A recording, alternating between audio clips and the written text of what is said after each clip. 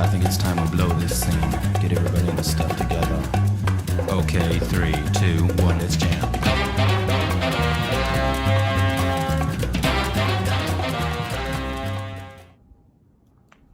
Ladies and Gentiles, it is I, Dick Thunder Lips, here with your fantasy recaparoo for week 3 of your Heroes of Fantasy football season. And week 3 was quite a bangaroo. You see, some were up, some were down. Now they are who we thought they were. And let's start things off with just who we thought they were with the hot sauce performance of the week. Is none other than the almost could have been MVP last year, Joshua J. Allen for Jay Sizzle's team. That's right, JSex 0-2 going into this thing with his home improvement team. Picked up a big dub over Freddie's Los Muchachos squad. Josh Allen dropping 37.2 to bite and claw and keep Jay Sizzle's season alive. The big win for JSex going 1-2, dropping Freddie to a heartbreaking 1-2. Freddie getting a ridiculous 20 points from the Saints defense. But simultaneously, you're going to get the swear of the week. Well, maybe a co-swear of the week. Jay Sizzle, despite deploying the hot and saucy Josh Allen, also deployed the Washington defense against Josh Allen.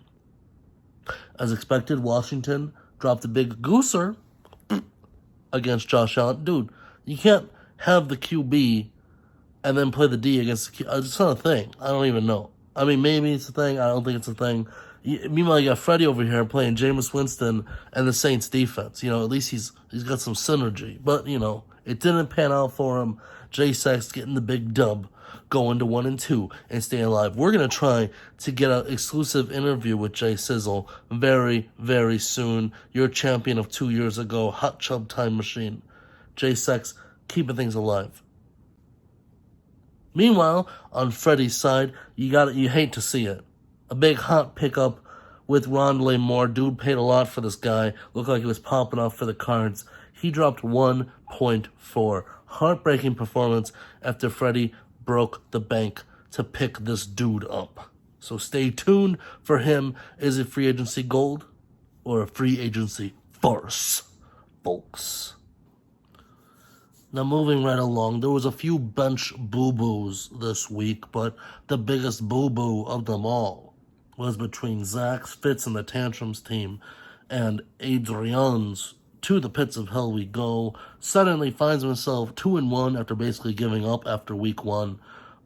Stalwart Packers fan, Adrian, won 103.7 to 93.7. He goes to 2-1, drops Zach to 2-1 after Zach was undefeated.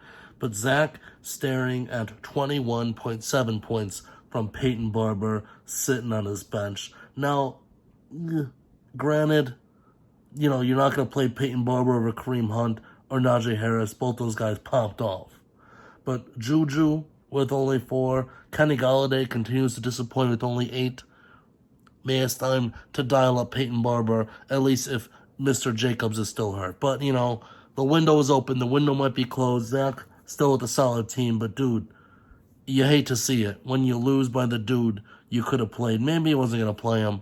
Probably not. Who knows? All I know is Adrian went in praying and rooting for his favorite player, Aaron Rodgers, and he got his wish as Aaron Rodgers spewed some magic, dropped 18, and was the difference maker to get him over the hump to beat poor Zach.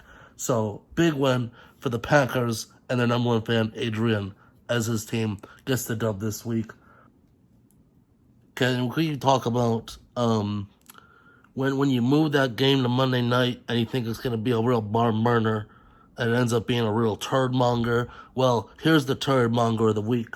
Two teams, one 2-0, one 1-1. You think it's going to be a real show, and it's not. 88-73. Steven Naramont puts over the dub here, scores 88, puts down, I'll name this team later, Tyree, between the two teams that need to name their goddamn teams. At the real Flash Gordon, ironically, maybe correct, now that Josh Gordon's back in the league. But hey, I'll name that team later for the love of God. Please name it sometime. You deserve to sell, frankly. But hey, you know, when you deploy Daniel Jones as your QB, you kind of deserve the L's. I'm not sure what you're doing here. Teddy Bridgewater on the bench. Dude, Dan's 0-3, picked up Kirk Cousins and Derek Carr. You know, it ain't hard. But anyway, Tyree out here. Maybe Tyree's the one that needs Daddy Adrian. He probably doesn't watch the program, so it doesn't matter. But I know Adrian does. Adrian, I guess you're Tyree's daddy after all. A.J. Brown, super, super disappointing. 0.3 points. You hate to see it. But hey, Tom Brady, despite losing the game, won the fantasy game and carried Steven Naramore to victory. Both these teams 2-1. But for the love of everything, name your fucking teams. Carry on.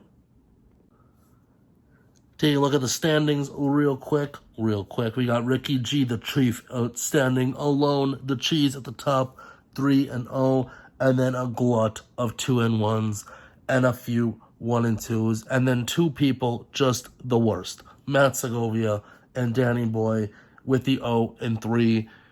Wishing their lives were different and matchups were different. It's just not going to happen. These two need to turn the ship around, and frankly, a lot of back and forth here as the weeks move on. We look forward to week 4, and we'll see some separation in the pack and get the pretenders from the real thing here, folks. And we'll see if Ricky G can continue his undefeated reign of terror. And that's it for this week, folks. Remember, get your payments in to the professor and get those claims going. There's always free agency gold to be had. Or if you're Freddie, you pick a dude up, he does nothing, you lose. But hey, make those moves, get the juices going, and hey, get the trades going. Because frankly, if Tyree plays Daniel Jones one more week, I might have an aneurysm. So until next time, stand tall like Dick. Dick's up.